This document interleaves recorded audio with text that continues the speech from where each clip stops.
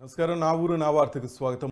ఉత్తరాంధ్రను Vijayasai Reddy, YV Subbareddy దోచుకుంటున్నారని TDP జాతీయ ప్రధాన కార్యదర్శి నారా లోకేష్ ఆరోపించారు. భూ కబ్జాలు చేస్తూ ప్రశ్నించిన వారిపై అక్రమ కేసులు పెట్టి వేధిస్తున్నారన్నారు.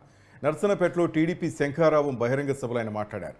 సంపూర్ణ మద్య నిషేధమని చెప్పి కొత్త బ్రాండ్లను తీసుకొచ్చి మద్యం తయారీ, విక్రయం వాళ్లే చేస్తూ జనం డబ్బు లాగేస్తున్నారని మండిపడ్డారు. 151 సీట్లు గెలిచి జగన్ రాష్ట్రానికి ఏం సాధించారని నిలదీశారు. ఎమ్మెల్యేల బదిలీ పేరుతో జగన్ కొత్త పథకాన్ని తీసుకొచ్చారన్నారు. ఒక నియోజకవర్గంలో పనిచేయని వారు మరో నియోజకవర్గంలో పనిచేస్తారంటూ ప్రశ్నించారు. ఎమ్మెల్యేల బదిలీ తీసుకొచ్చినప్పుడే జగన్ ఓటమిని అంగీకరించారన్నారు. ఢిల్లీలో ఉన్న వైసీపీ ఎంపీలు కూడా ఆయనకు బై బై అంటున్నారన్నారు. 100 సంక్షేమ కార్యక్రమాలను సీఎం జగన్ కట్ చేశారని ఆరోపించారు. రాబోయేది తెలుగుదేశం పార్టీ, జనసేన ప్రభుత్వాన్ని జోస్యం చెప్పారు. 20 లక్షల ఉద్యోగాలు కల్పించే బాధ్యత తీసుకుంటామని హామీ ఇచ్చారు. ఉద్యోగం ఆలస్యమైతే నిరుద్యోగ భృతి కింద నెలకు 3,000 అందిస్తామని తెలిపారు. జగన్ 3 రాజధానుల పేరుతో 3 ముక్కలాట ఆడుతున్నారని విమర్శించారు. విశాఖ ఉక్కు పరిశ్రమ ప్రైవేటీకరణ కానివ్వని హామీ ఇచ్చారు. అవసరమైతే ఆంధ్ర రాష్ట్రమే ఉక్కు పరిశ్రమ కొనుగోలు చేస్తుందని భరోసా ఇచ్చారు.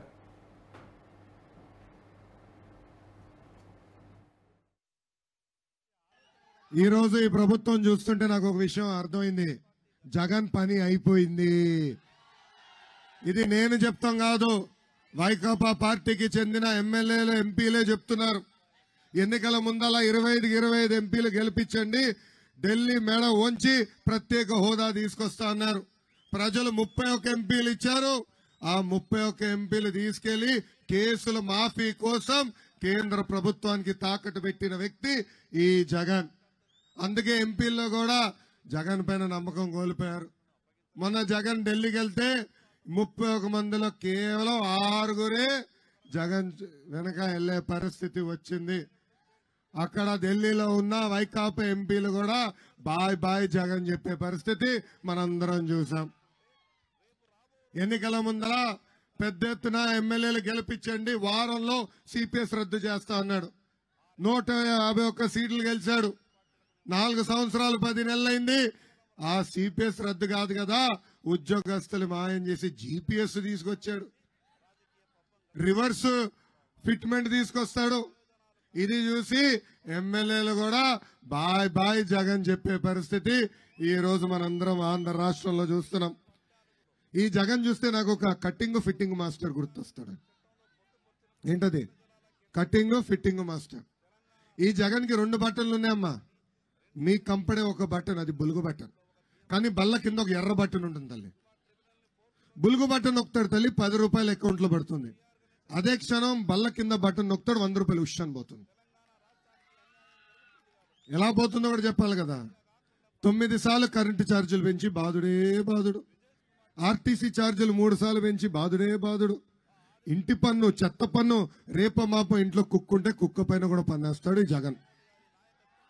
వాలంటీర్ వాసు రేప మాప ఇంటికి వస్తాడమ్మా, గొట్టం పట్టుకొచ్చి ఇలా ఉఫ్ అని ఊదమంటాడు. ఊదత్తల్లి ఊదితే అమ్మా ఇంత గాలి పీల్చుతున్నారా అని గాలి పైన కూడా పన్నేస్తాడు ఈ జగన్. గ్యాస్ ధర పెంచాడు, పెట్రోల్ ధర పెంచాడు, డీజిల్ ధర కూడా పెంచి ప్రజల్ని పీడిస్తున్నాడు ఈ జగన్. ఇంకా కట్టింగ్ మాస్టర్ అని చెప్పా కదా, అన్న క్యాంటీన్ కట్, పండగ కానుకల కట్, ప్రమాద బీమా cut, best available school cut, 6 లక్షల వృద్ధులకు రావాల్సిన pension cut, drip irrigation cut, ఇట్లా 100 సంక్షేమ కార్యక్రమాలు కట్ చేసిన ఏకైక ముఖ్యమంత్రి ఆంధ్ర రాష్ట్ర ముఖ్యమంత్రి జగన్. కానీ 2019లో ఏం జరిగింది? ఒక్క అవకాశం అని చెప్పారని, అందరికి ముద్దులు పెట్టారని వైకాపా ప్రభుత్వాన్ని గెలిపించాం. ఇక్కడ భారీ మెజారిటీతో ధర్మాన కిషన్ దాస్ గారిని గెలిపించారు. కానీ నేను అడుగుతున్నా, ఆయన నియోజకవర్గానికి ఒక్క అభివృద్ధి కార్యక్రమం చేశారా? ఒక్క అభివృద్ధి కార్యక్రమం చేశారా? ఆయన పేరులో ధర్మాన ఉంది కానీ ఆయన చేసే పనులన్నీ అధర్మమే. అంగన్వాడీ పోస్టులు, షిఫ్ట్ ఆపరేటర్ పోస్టులు కూడా అడ్డగోలుగా అమ్ముకుంటున్నారు. వాళ్ళ సొంత పార్టీ వాళ్ళపైన తిరిగి కేసులు పెట్టే పరిస్థితికి వచ్చారు.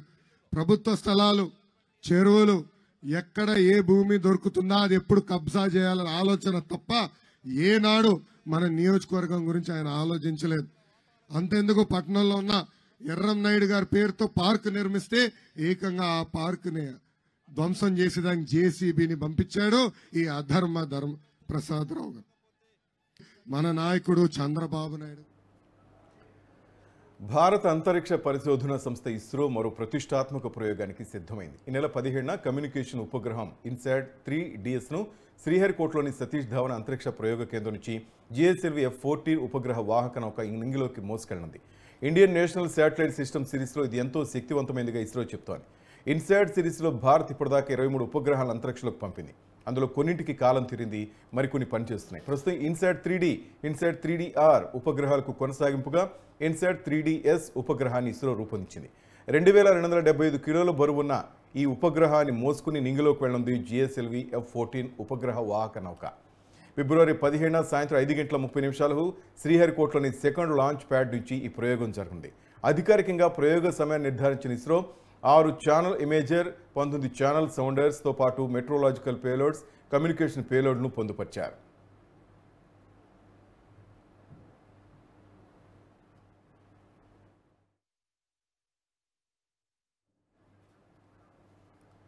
వాతావరణ అంచనా, విపత్తుల హెచ్చరికల కోసం మాత్రమే కాకుండా భూమి మరియు సముద్ర ఉపరితల పర్యవేక్షణ కోసం ఇన్సాట్ 3DS ఉపగ్రహం పనిచేస్తుంది. ప్రకృతి వైపరీత్యాలు పసిగట్టగల దిట్టగా ఇన్సాట్ 3DS ను పేర్కొంటున్నారు.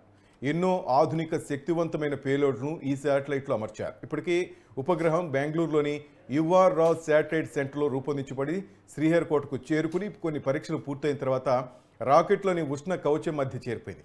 GSLV F-14 రాకెట్ నిర్మాణ పనులు కూడా పూర్తి చేయబడి ప్రస్తుతం అనుసంధాన కార్యక్రమాలు నిర్వహిస్తున్నారు.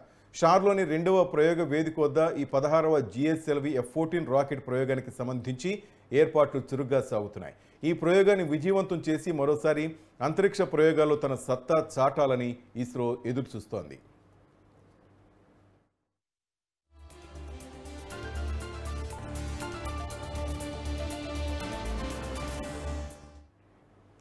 అధికార వైసీపీ భారీ ఎత్తున దొంగ ఓట్లు చేర్పించేందుకు ప్రయత్నం చేస్తోందని ఏపీ బీజేపీ అధ్యక్షురాలు పురంధేశ్వరి ఆరోపించారు. చిలకలూరుపేటకు చెందిన 10,000 మంది ఓటర్లను గుంటూరు పశ్చిమలో చేర్పించే ప్రయత్నం చేస్తున్నారన్నారు. ఇలా దొంగ ఓట్లను చేర్పించుకుని గెలవాలనుకునే పథకంలో ఉన్నారు కాబట్టే జగన్ వై నాట్ 175 అంటున్నారని ఆమె ఆరోపించారు. జగన్ ఎత్తుగడ మీద గతంలో కేంద్ర ఎన్నికల సంఘానికి కంప్లైంట్ చేశామని, ఈ మధ్య మరోసారి కూడా కంప్లైంట్ చేశామని తెలిపారు. గత 2-3 రోజుల నుంచి 6 జిల్లాల్లో ప్రజలు భారీగా బీజేపీలో చేరారని, నరేంద్ర మోడీ మీదున్న ప్రజల నమ్మకానికి ఇదో నిదర్శనమని ఆమె అన్నారు. పార్టీలో చేరిన వారు పార్టీ బలోపేతానికి తమ వంతు సేవలు అందించాలని పురంధేశ్వరి విజ్ఞప్తి చేశారు. నిన్న మొన్న మనకి వచ్చినటువంటి సమాచారం ప్రకారం ఏదైతే జగన్మోహన్ రెడ్డి గారు అభ్యర్థుల్ని మారుస్తున్నారు, ఇప్పుడు నర్సరావుపేట నుండి విడుదల రజనీ గారిని తీసుకొచ్చి గుంటూరు వెస్ట్ అని చెప్పి అన్నారు. చిలకలూరుపేట నుండి, నర్సరావుపేట కాదు, చిలకలూరుపేట నుండి తీసుకొచ్చి గుంటూరు వెస్ట్ అని చెప్పి అంటున్నారు. అన్నటువంటి సందర్భంలో దగ్గర 10,000 మంది ఓటర్స్, వాళ్ళ అనుయాయులు ఎవరైతే ఉన్నారో వారిని తీసుకొని వచ్చి ఇక్కడ గుంటూరు వెస్ట్లో నమోదు చేయించుకునేటువంటి ప్రక్రియ లోపాయకారిగా జరుగుతున్నది. ఇది ఒక ఎగ్జాంపుల్ మాత్రమే నేను చెప్పేది.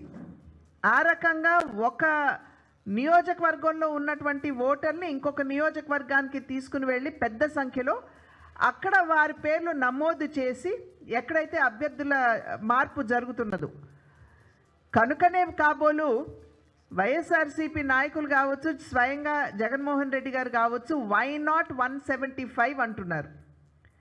అంటే ఈ రకంగా దొంగ ఓట్లు వేయించుకుని దొంగ ఎపిక్ కార్డులు సృష్టించి ఓటర్ని ఒక నియోజకవర్గం నుండి ఇంకొక నియోజకవర్గానికి తీసుకుని వచ్చి వారిని అక్కడ నమోదు చేసి ఓట్లు దండుకునేటువంటి ప్రక్రియ ఏదైతే జరుగుతుందో ఇది ప్రజలు గమనించాలి అని చెప్పి చేస్తున్నటువంటి అభ్యర్థన.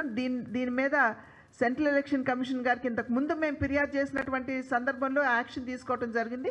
మరి ఒక్కసారి కూడా ఈ విషయాలన్నీ వారి దృష్టికి మేము తీసుకువెళ్ళటం జరిగింది. అదేవిధంగా ఇవాళ చూసినట్లయితే పెద్ద సంఖ్యలో, ఇది కేవలం ఇవాళ జరిగినటువంటి చేరికలు కావు, నిన్న మొన్న ఇంకా అంత ముందు కూడా దగ్గర 6 జిల్లాల్లో పెద్ద సంఖ్యలో ప్రజలు వచ్చి మా పార్టీలో చేరుతున్నారు. అది ఖచ్చితంగా భారతీయ జనతా పార్టీ పట్ల వారికి ఉన్నటువంటి అభిమానం, దానికి తోడు నరేంద్ర మోడీ గారు ఏ విధంగా దేశానికి మాత్రమే కాదు రాష్ట్రానికి కూడా సంపూర్ణమైనటువంటి సహకారాన్ని అందిస్తున్నారు. ఈ నేపథ్యంలో మనిషి విశ్వాసం ఒక్కోసారి సైన్స్కు సాంకేతికతకు సవాలు విసురుతుంది. అక్కడ కేవలం విశ్వాసం మాత్రమే తన అస్తిత్వాన్ని చాటుకుంటుంది. ఇది మతాలకు అతీతమైన మనిషి నమ్మకం. అలాంటి నమ్మకమే నెల్లూరులోని ఓ ఆలయంలో దశాబ్దాలుగా తన అస్తిత్వాన్ని నిలుపుకుంటోంది. అక్కడ కొలువైన దేవుడికి ఉప్పు మిరియాలు నివేదన చేసి ఆలయంలోని బావిలో బెల్లం సమర్పిస్తే కోరిన కోరికలు తీరుతాయని, రోగాలు తమ దరి చేరవని భక్తులు బలంగా విశ్వసిస్తారు. అందుకే అమావాస్య రోజున ఈ ఆలయానికి భక్తులు బారులు తీరుతారు. భక్తులను ఇంత విశేషంగా ఆకర్షిస్తున్న ఆ ఆలయం వివరాలు ఏమిటో మనం ఓసారి చూద్దాం.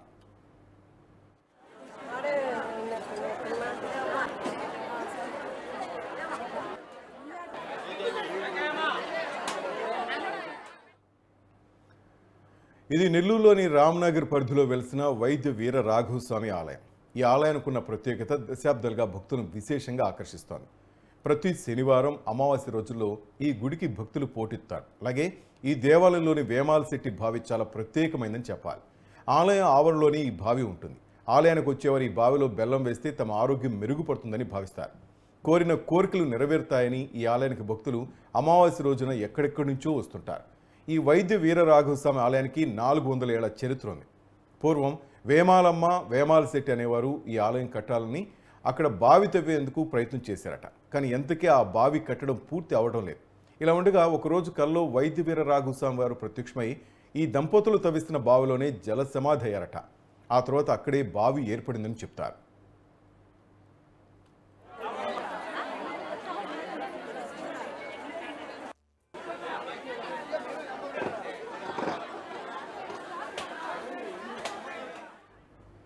ఈ ఆలయంలోని పీఠంపై ఉప్పు మిరియాలు వేసి దేవుడికి మొక్కుకుంటారు భక్తులు. ముఖ్యంగా ఆరోగ్య సమస్యలు ఉన్నవారు ఇక్కడ వెలసిన బావిలో బెల్లం సమర్పించి కోరికలు కోరుకుంటారు. ఆరోగ్యం బాగయ్యాక మళ్ళీ తప్పకుండా ఆలయానికి వచ్చి స్వామికి మొక్కు చెల్లిస్తారు. కొన్ని దశాబ్దాలుగా ఈ ఆనవాయితీ కొనసాగుతుంది. నగరంలోని వారే కాకుండా సుదూర ప్రాంతాల నుంచి ఈ ఆలయానికి వచ్చి ఆరోగ్యం మెరుగుపడాలని కోరుకునే భక్తులు ఉన్నారు.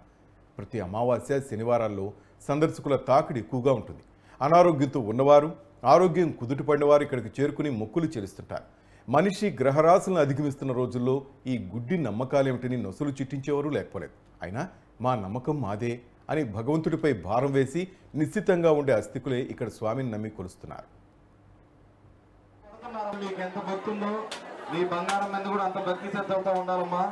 ఎందుకంటే జోగి దొంగలు ఉన్నారు, జాగ్రత్త అమ్మా. మీ బంగారం మీద మీకు ఎంత భక్తి ఉంటుందో అంత జాగ్రత్తగా ఉంటుంది మీ బంగారు కూడా, మీ నగదు కూడా. జాగ్రత్త అమ్మా, జోగి దొంగలు ఉన్నారు, జాగ్రత్త.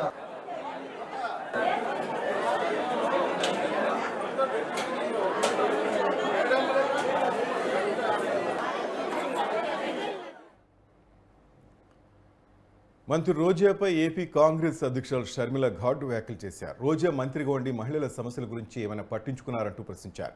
ఇటీవల షర్మిలపై చేసిన వ్యాఖ్యలకు ఆమె స్పందిస్తూ రోజా నోరుంది కదా అని పారేసుకోకంటూ హెచ్చరించారు.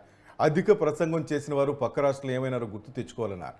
బాపట్ల ఒకరు రాజశేఖర రెడ్డి కూతురు కాబట్టి బయటకు పంపానన్నారని, ఆయన కూతురు కాకపోతే ఏం చేస్తారో చూద్దామని సవాల్ విసిరారు. వైసీపీ నాయకులు రాజశేఖర రెడ్డి పేరుతో బతుకుతున్నారని, రాష్ట్రాన్ని అభివృద్ధి చేయడం చేతగాని మీరు సోషల్ మీడియాలో తన కుటుంబాన్ని విమర్శిస్తారంటూ జగన్ను ఎద్దేవా చేశారు.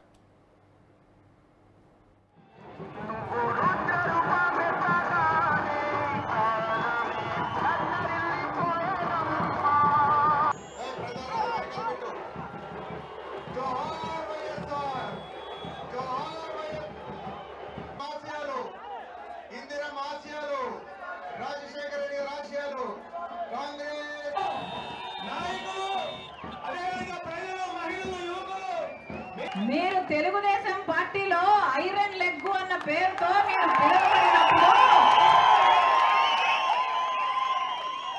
రాజశేఖర రెడ్డి గారి గురించి మీరు ఎంతగా దూషణలు చేశారో ప్రజలు ఇంకా గుర్తే ఉన్నాయి. రాజశేఖర రెడ్డి గారు అంత మహా మనిషిని పట్టుకొని రాజశేఖర రెడ్డి గారి గురించి మాట్లాడిన మాట పిచ్చి పిచ్చి వాగుడు. రాజశేఖర రెడ్డి గారి పంచ విప్పి కొడతాను అన్న పిచ్చి పిచ్చి మాటలు మాట్లాడిన ఆవిడ ఈ రోజా నా గురించి మాట్లాడుతుందా? రాజశేఖర రెడ్డి బిడ్డను నేను. రాజశేఖర రెడ్డి గారు ఈ ప్రపంచంలో నన్ను ప్రేమించినంతగా ఎవరిని ప్రేమించలే. అసలు రాజశేఖర రెడ్డి గారిని గౌరవించని చోటున నేను కనీసం ఊపిరి కూడా తీసుకోలేదు. ఈరోజు కాంగ్రెస్ పార్టీలో రాజశేఖర రెడ్డి బిడ్డ చేరింది అంటే ఎందుకు చేరింది? ఎందుకంటే వాళ్లకు రాజశేఖర రెడ్డి గారి మీద అపారమైన గౌరవం ఉంది అని నేను నిర్ధారించుకున్న తర్వాతనే కాంగ్రెస్ పార్టీలో చేరా. మణిపూర్ ఘటనలో ఈ వైసీపీ క్రైస్తవులై ఉండి వైసీపీ నిలవకపోయినా మణిపూర్ లో క్రైస్తవుల కోసం కాంగ్రెస్ పార్టీ నిలబడింది కాబట్టి నేను కాంగ్రెస్ పార్టీలో చేరా. ఇంకొకడు మొన్న బాపట్లలో సభ పెట్టి వస్తే రాజశేఖర రెడ్డి బిడ్డ కాబట్టి బాపట్ల నుంచి అడుగు బయట పెట్టనిచ్చారట. ఒక్క నిమిషానికి నేను రాజశేఖర రెడ్డి బిడ్డను కాదనుకుందాం. రండి, ఎంతమంది వస్తారో రండి, ఏం చేస్తారో చేయండి, మీ దమ్మేంటో చూపించండి. సిగ్గుండాలి కదా రాజశేఖర రెడ్డి గారి పేరు పెట్టుకొని రాజశేఖర రెడ్డి గారి ఆశయాల కోసమని నిలబడ్డామని చెప్పుకుంటూ ఇంత దయనీయంగా, ఇంత దరిద్రంగా, ఆడ మగ తేడాలేదు, ఉచ్చం నీచమని తేడాలేదు, 5 సంవత్సరాలలో అన్ని మాటలు తప్పారు, ఘోరంగా పరిపాలన చేశారు. రాజశేఖర రెడ్డి గారి సంక్షేమ పాలనకు జగనన్న పాలనకు నక్కకు నాగలోకానికి ఉన్నంత తేడా ఉంది. ప్రతి మాట తప్పారు. ఇప్పుడు నేనొచ్చి ఇక్కడ మీ తప్పులు ఎత్తి చూపుతున్నానని చెల్లెల్ని అన్న ఇంగితం లేదు. ఇదే పార్టీని 3200 కిలోమీటర్లు పాదయాత్ర చేసి నేను నా భుజాన మోసిన రోజులున్నాయి.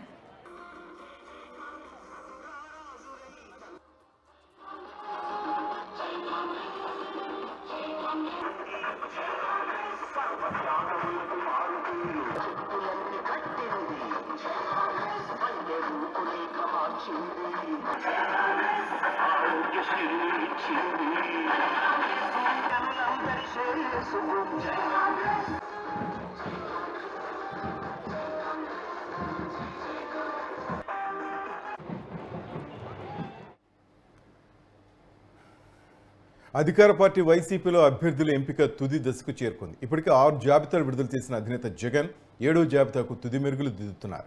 ఈ జాబితాలో ఎంతమందికి సీటు దక్కుతుందోనన్న టెన్షన్ అభ్యర్థులు ఉంది. ఇప్పటికే అనేక చోట్ల అభ్యర్థులు మార్చింది వైసీపీ.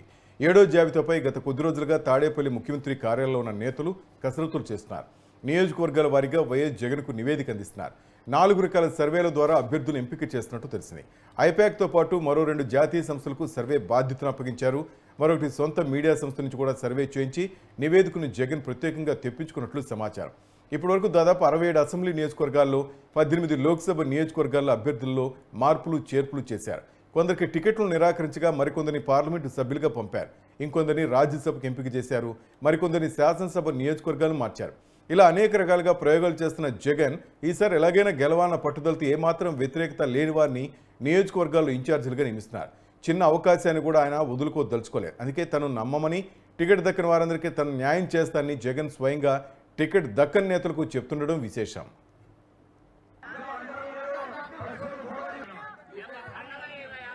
పల్లె రఘునాథ్ ఇంటర్వ్యూలో చూశారు, ఒకే కోణంలో చూశారు, రెండో కోణంలో చూడలేదు.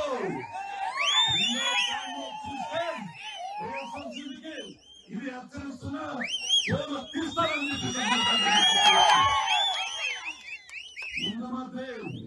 ఉన్న పరిస్థితి కార్యకర్తల కోసం, నా ప్రజల కోసం, నన్ను నమ్ముకున్న కోసం రక్తం మీద చిందిస్తారు. దీనికోసం ఎంతకైనా పోరాడతారని చెప్పి సందర్భంగా మీకు తెలుస్తుంది. నేను వేరు కాదు, తెలుసు మీకు. నేను చేస్తున్న సేవ 25 సంవత్సరాలుగా.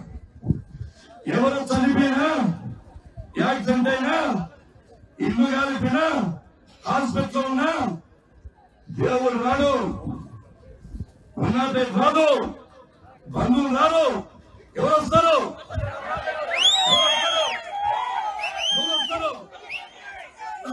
ఈ విధంగా రాత్రి కష్టం చెప్పండి.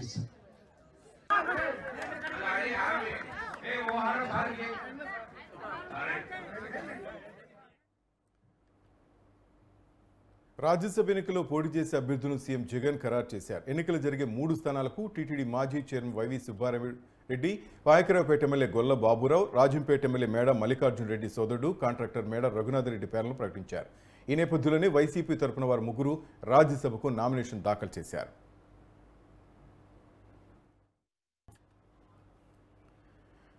తెలుగుదేశం పార్టీ అధినేత చంద్రబాబు నాయుడు ఢిల్లీ పర్యటనకు వెళ్లి వచ్చిన తర్వాత సోషల్ మీడియాలో క్యాడర్ నుంచి అనేక రకాల కామెంట్స్ వినిపిస్తున్నాయి. బీజేపీతో పొత్తు వద్దంటూ చాలా మంది తెలుగు తమ్ముళ్లు సూచిస్తున్నారు. బీజేపీ వల్ల ఉపయోగం ఉండదని, ఆ పార్టీతో పొత్తు కుదుర్చుకోవడం మరణ శాసనం అంటూ కామెంట్స్ పెడుతున్నారు. టీడీపీ అధినేత చంద్రబాబు నాయుడు ఇటీవల ఢిల్లీకి వెళ్లి కేంద్ర హోంశాఖ మంత్రి అమిత్ షాతో భేటీ అయిన సంగతి తెలిసిందే. అయితే ఆయన అలా వెళ్లి వచ్చారో లేదో కానీ బీజేపీతో పొత్తు వద్దే వద్దంటూ క్యాడర్ నుంచి అనేక మంది సోషల్ మీడియా వేదిక ద్వారా చంద్రబాబుకు సూచనలు పంపుతున్నారు. ఇందుకు కారణాలు కూడా వాళ్ళు అనేకం చెప్తున్నారు. గత 4.5 ఏళ్లుగా కేంద్రంలో ఉన్న బీజేపీ ప్రభుత్వం వైసీపీకి అండగా ఉందని వారు గుర్తు చేస్తున్నారు. 10 ఏళ్ల నుంచి జగన్ బెయిల్పై ఉన్నప్పటికీ ఆయన కేసులు ముందుకు వెళ్లకుండా చూడడంలో బీజేపీ ముఖ్య పాత్ర పోషించిందని వారు ఆరోపిస్తున్నారు.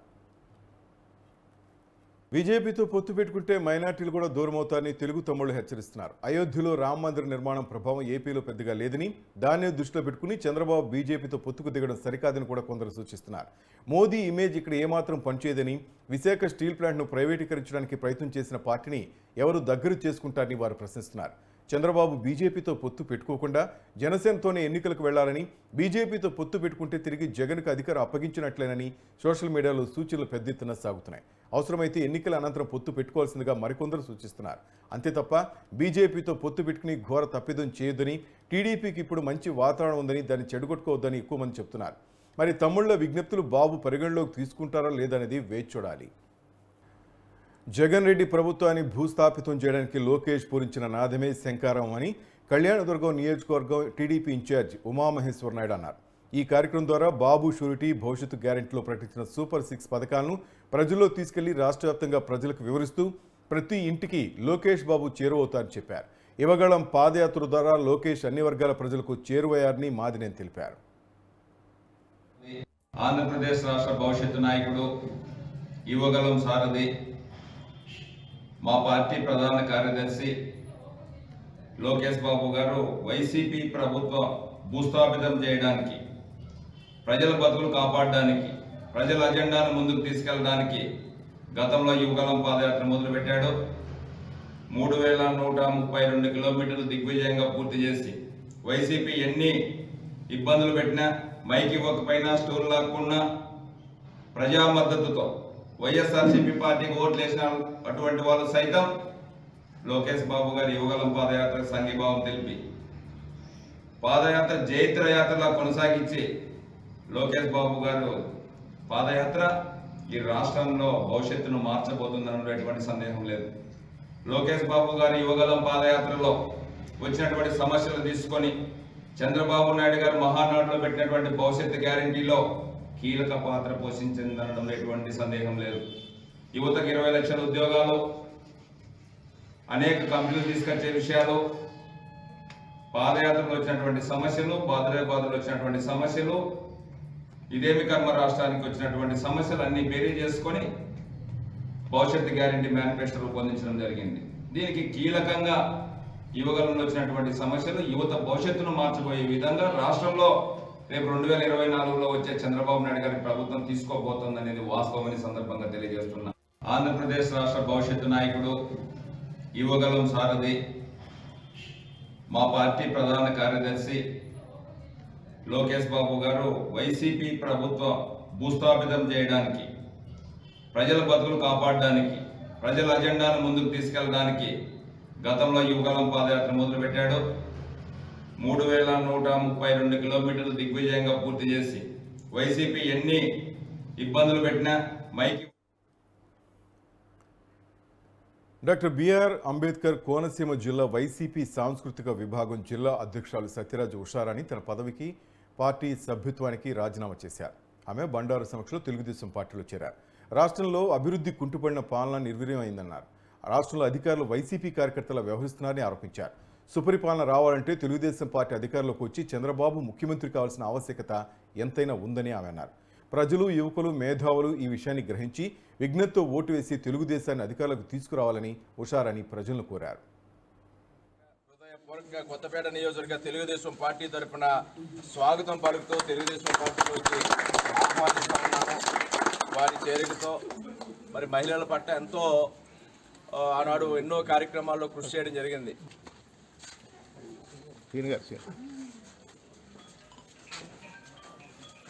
ఈరోజు రాష్ట్రంలో జరుగుతున్న మనం చూస్తున్న అనాభివృద్ధి కార్యక్రమాలు, ఉచిత పథకాలు ఏ విధంగా యువతను నిర్వీర్యం చేస్తున్నాయో, యువత యొక్క మేధస్సుని ఇతర రాష్ట్రాలకి పరిగెత్తేలా చేస్తున్నాయో అటువంటి విధానాలన్నిటికీ ఆనకట్ట వేయాలన్నా తిరిగి మనం అధికారులందరూ కూడా రాజకీయ కార్యకర్తలా కాకుండా అధికారులుగానే ప్రవర్తించేలాగా, సామాన్యులకి ఏ కార్యాలయానికైనా న్యాయం జరిగేలాగా ఉండాలన్నా తిరిగి తెలుగుదేశం ప్రభుత్వం ఈ రాష్ట్రంలో పాలనకి రావాలి.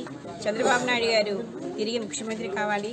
అలాగే నియోజకవర్గంలో మన సత్యానందరావు గారు కూడా ఎమ్మెల్యేగా కావాలి. ఈ విధంగా జరగటం వల్ల సామాన్యుడు సాధారణంగా బతికేందుకు అవకాశం ఉంటుంది. ఏ విధమైన ఎక్కిట్లు వాళ్ళు ఎదుర్కొనే అవసరం ఉండదు.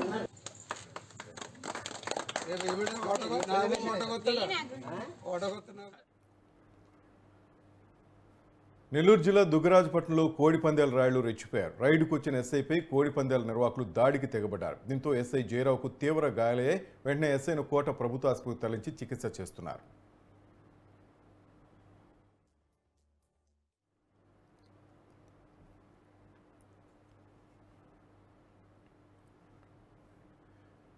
ఆంధ్రప్రదేశ్ డిఎస్సి నోటిఫికేషన్ విద్యాశాఖ మంత్రి బొత్స సత్యనారాయణ విడుదల చేశారు. ఈ నోటిఫికేషన్ ద్వారా 6,100 పోస్టులను భర్తీ చేయనున్నారు. 2,280 ఎస్జీటీలు, 2,299 స్కూల్ అసిస్టెంట్లు, 1,264 టీజీటీలు, 215 పీజీటీలు, 42 ప్రిన్సిపల్స్ పోస్టులకు నోటిఫికేషన్ విడుదలయ్యాయి. ఈ రోజు నుంచి ఫిబ్రవరి 21 వరకు ఫీజు చెల్లింపుకు గడువు ఇచ్చారు. ఫిబ్రవరి 22 వరకు దరఖాస్తులు స్వీకరించినారు. మార్చి 5 నుంచి హాల్ టికెట్లు డౌన్లోడ్ చేసుకునే అవకాశం ఉంది. మార్చి 15 నుంచి 30 వరకు ఆన్లైన్లో పరీక్షలు నిర్వహించినారు. ఉదయం 9:30 నుంచి 12 వరకు ఒక సెషన్, మధ్యాహ్నం 2:30 నుంచి సాయంత్రం 5 గంటల వరకు రెండో సెషన్ నిర్వహించినారు. మార్చి 31న ప్రాథమిక కీ విడుదల చేయనున్నారు. ఇక ఏప్రిల్ 1న ప్రాథమిక కీపై అభ్యంతరాలు స్వీకరించున్నారు. ఏప్రిల్ 2న ఫైనల్ కీ, ఏప్రిల్ 7న డిఎస్సి ఫలితాలు విడుదల చేయనున్నారు. 184, అనంతపూర్లో 279, కర్నూలులో 671. ఇవి మొత్తం ఈ పోస్ట్ ఇవన్నీ. ఇవన్నీ కాకుండా పీజీటీలు, పోస్ట్ గ్రాడ్యుయేట్ టీచర్స్ వచ్చి 215, ప్రిన్సిపల్స్ వచ్చి 42. మొత్తం కలిస్తే ఇవి 2,280 ప్లస్ 3,563, ఆ రెండు కలుపుకుంటే 5,843. వీటితో పాటు పీజీటీలు 215, వాటితో పాటు ప్రిన్సిపల్స్ 42. మొత్తం కలిసి టోటల్ వచ్చి 6,100 పోస్టులని మరి ఇప్పుడు డిఎస్సిని ప్రకటించబోతున్నామనే విషయాన్ని ఇప్పుడు దీని తర్వాత సురేష్ గారు వచ్చి దీనికి సంబంధించిన అన్ని కూడా నోటిఫికేషన్ వివరాలని వారు చెప్తారు. కమిషనర్ గారు ఇవన్నీ కూడా మీకు రిలీజ్ చేస్తాం, అఫీషియల్గా చేస్తాం కూడా అంతా కూడా. పల్నాడు జిల్లా చిలకలూరుపేటలో ప్రమాదం జరిగింది. చీమకుర్తి నుంచి విజయవాడ వెళ్తుండగా డివైడర్ను ఢీ కొట్టింది ఓ కారు. నిద్రమత్తులోని ప్రమాదం జరగగా కారులోని ప్రయాణికులు స్వల్ప గాయాలతో బయటపడ్డారు.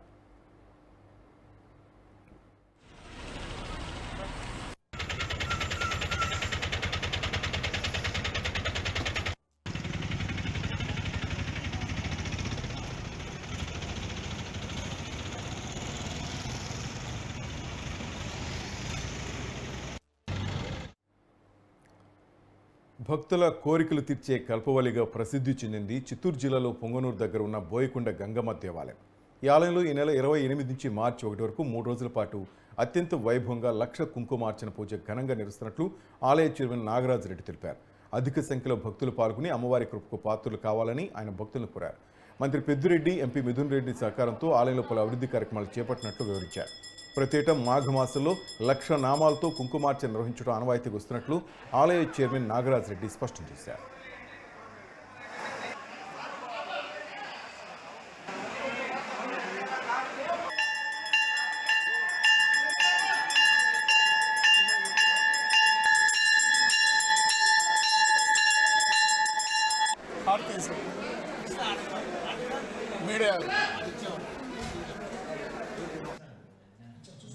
ఎంతో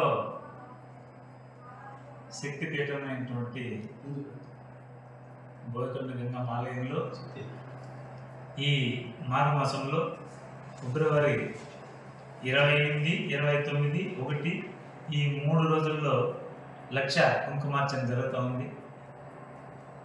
మేమైతే మీ మీడియా ద్వారా కానీ పాంప్లెట్ల ద్వారా కానీ గత 20 రోజుల నుంచి మేము ఈ పాంప్లెట్ల ద్వారా మేము ఇక్కడ అందరికీ ఇస్తూ ఉన్నాం. ప్రతి ఒక్కరూ భక్తాదులు ఈ లక్ష కుంకుమార్చనలో పాల్గొనవలసిందిగా పేర్కొంటున్నాం. ఇది ఇక్కడే కూడా ఆన్లైన్లో కూడా బుక్ చేసుకోవచ్చు. ఇక్కడే కూడా ఎనీ టైం వచ్చి ఆ రోజు కూడా వచ్చి ఇక్కడ తీసుకోవచ్చు. దీని టికెట్ ధర 1500గా నిర్ణయించాం.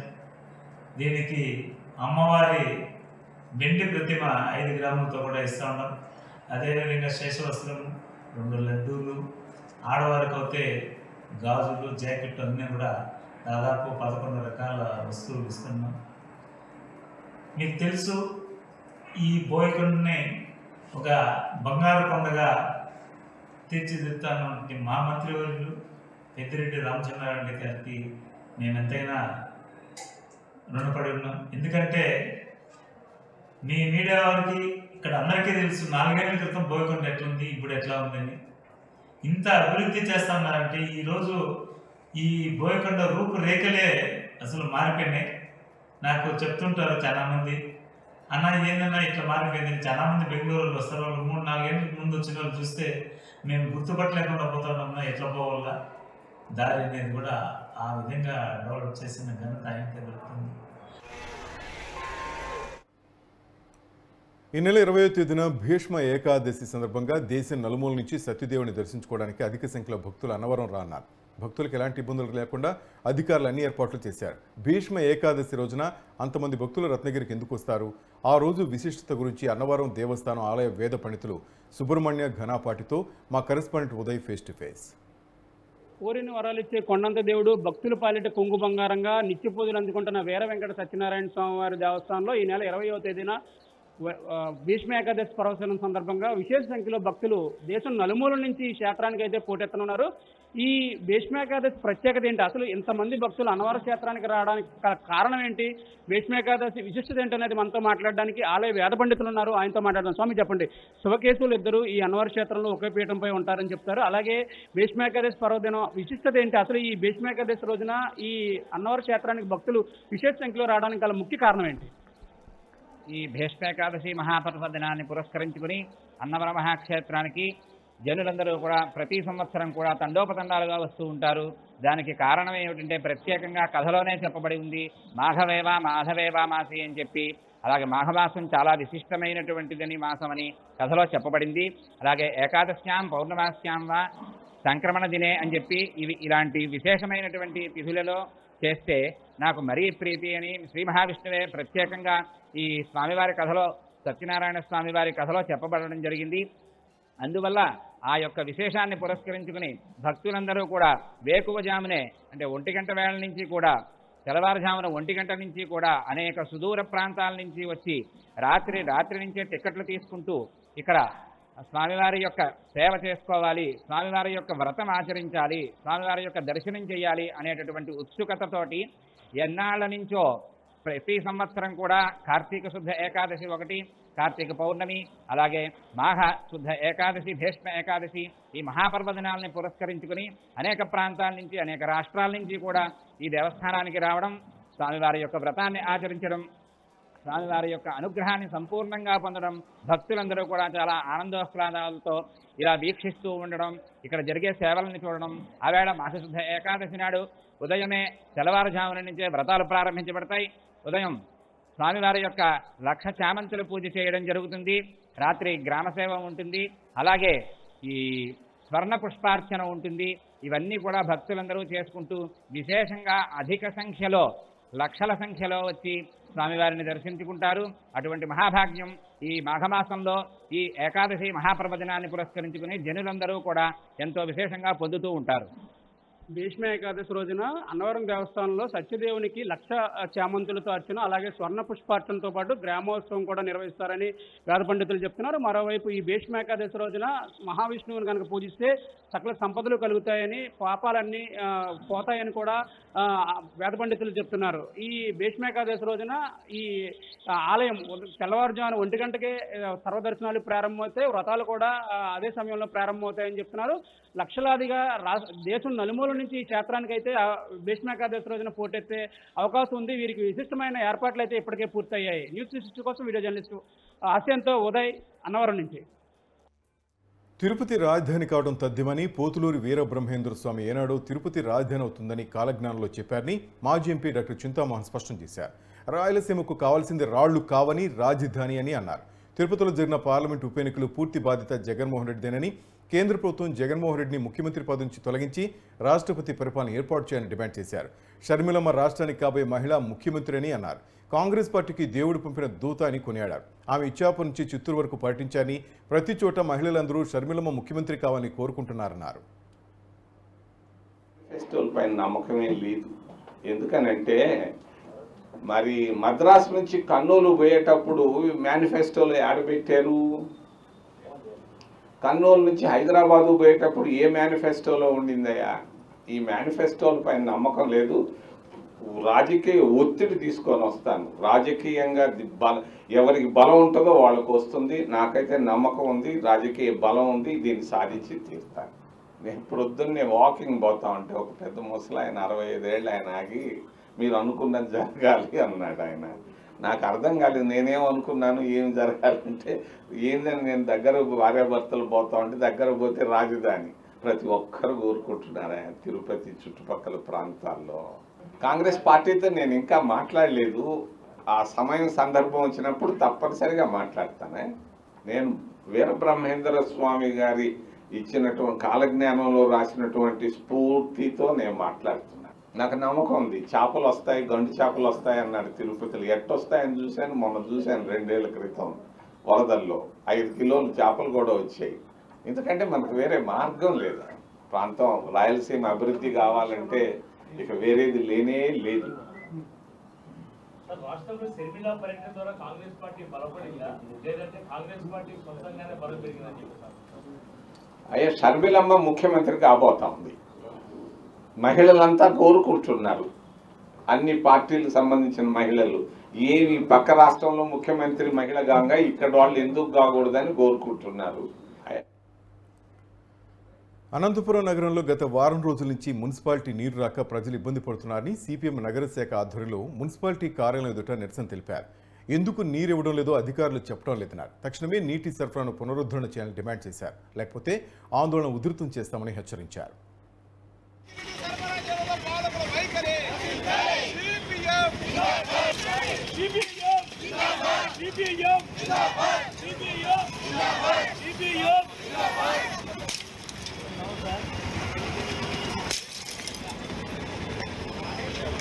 అనంతపురం నగరంలో మంచినీటి సమస్య ఏర్పడి ప్రజలు చాలా ఇబ్బందులు పడుతున్నా పాలకులకు కానీ మనను పరిపాలిస్తున్నటువంటి కార్పొరేటర్లు కానీ లేదంటే ఇక్కడ ఉన్నటువంటి అధికారులు చీమ కుట్టినట్టు కూడా స్పందన లేదు. స్పందన లేకపోవడమే కాదు, ఈరోజు అధికారులలో ఏ మాత్రం కూడా బాధ్యతల పట్ల విధుల పట్ల చాలా నిర్లక్ష్యంగా వివరిస్తున్నారు. అందులో భాగంగా ఈరోజు డి చంద్రశేఖర్ అయినా గత 4 సంవత్సరాల నుంచి ఒకే పోస్టులో ఉన్నాడు. ఎక్కడైతే కొరకోల డ్యామ్ దగ్గర 4 మోటార్లు ఉన్నాయో 4 మోటార్లు 2 మోటార్లు ఏమో 6 నెలల కింద చెడిపోయినాయి. ఒక మోటార్ ఏమో ఈ నెల 2వ తేదీ రాత్రి చెడిపోతే కూడా అధికారులు దాన్ని రిపేర్ చేయించడానికి కూడా మనసు ఒప్పట్లేదంటే వీళ్లకు అధికారులలో ఉన్నటువంటి కొంతమందికి ప్రజల పట్ల ఏ మాత్రం కూడా బాధ్యత లేదు. మంచి నీటిని సరఫరా చేయలేనటువంటి మున్సిపల్ ఆఫీసు ఈరోజు అనంతపురంలో చూస్తుంటే చాలా దౌర్భాగ్యంగా ఉంది. ఈరోజు చూస్తున్నాం అర్ధరాత్రి పూట మహిళలు చెమ్ము తీసుకొని బయటకు పోవాలంటే ఏ 12 గంటలకో 2 గంటలకో పోయి కాలువల్లో కూర్చొని వచ్చినటువంటి పరిస్థితి ఈరోజు అనంతపురం నగరంలో కనపడుతున్న పాలకులు మాత్రం ఇది కనపట్లే. గతంలో మున్సిపల్ కార్మికులు సమ్మె చేస్తే కొంతమంది కార్పొరేటర్లు చాలా అత్యుత్సాహంగా తమ బండ్లను తీసుకొచ్చి ప్రైవేట్ వెహికల్స్ జేసీబీలను తీసుకొచ్చి డబ్బులు దండుకోవాలని చూసినటువంటి పాలకులు ఈ రోజు మంచినీటి సమస్య అనంతపురంలో ఉంటే కూడా ఆ విధంగా ఎందుకు స్పందన కొరబడుతుంది, ఇక్కడ ఏమైనా లాభాలు తక్కువైనాయా అని చెప్పి మేము అడుగుతున్నాం. అదేవిధంగా ఎవరైతే డిఈ చంద్రశేఖర్ ఉన్నాడో అతని పైన తక్షణమే చర్యలు తీసుకోవాలా. ఆ విధంగా చర్యలు తీసుకోకపోతే రాబో 2-3 రోజుల లోపల అనంతపురంలో ఉన్నటువంటి మున్సిపల్ ఆఫీస్ని ముట్టడి చేస్తాము. ఆ ముట్టడికి పాలకులు, ఇక్కడ ఉన్నటువంటి అధికారులే మమ్మల్ని ప్రోత్సహించిన వాళ్ళు అవుతారు. దానికి అధికారులే బాధ్యత వహించాల్సిందిగా సిపిఎం పార్టీ హెచ్చరిస్తుంది.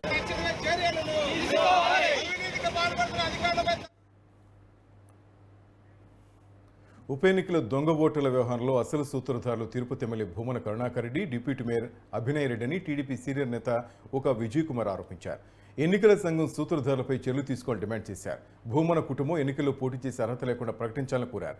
ఉప ఎన్నికలో ప్రజాస్వామ్యాన్ని అధికార పార్టీ నేతలు కూనీ చేస్తున్నారన్నారు. వైసీపీ అభ్యర్థి అభినయ్ రెడ్డిని తిరుపతి ప్రజలు నమ్మొద్దని ఆయన కోరారు. అలాగే కల్లబుల్లి మాటలతో ప్రజలను మభ్యపెట్టాలని అభినయ్ రెడ్డి ప్రయత్నిస్తున్నాడని ఆయన ఆరోపించారు. జరిగిన సందర్భంగా ఏదైతే దొంగ ఓట్లకు సంబంధించి ఆ కేసుల విషయంలో సంబంధిత పోలీసు అధికారులని ఎవరినైతే సస్పెండ్ చేశారో, గతంలో ఆల్రెడీ రెవెన్యూలో కలెక్టర్ని సస్పెండ్ చేయడం జరిగింది.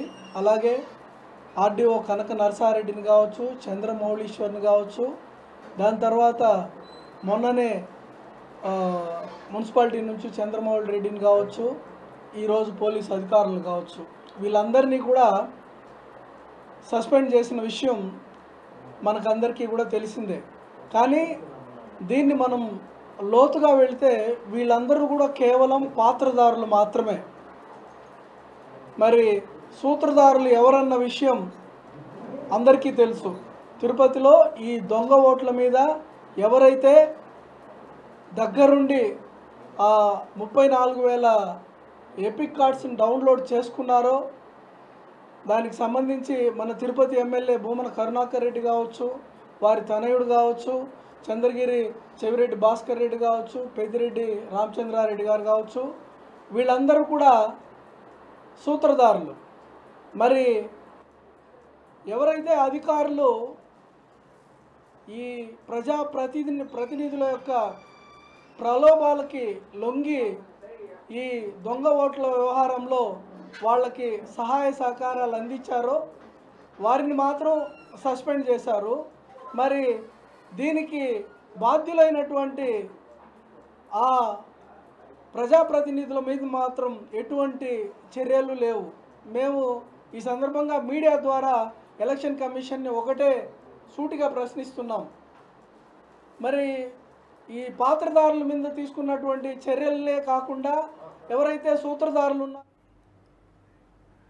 ఇవి నా ఊరు నా వార్త విశేషాలు. Keep watching news 360. నిజం ఆలోచన మారుస్తుంది.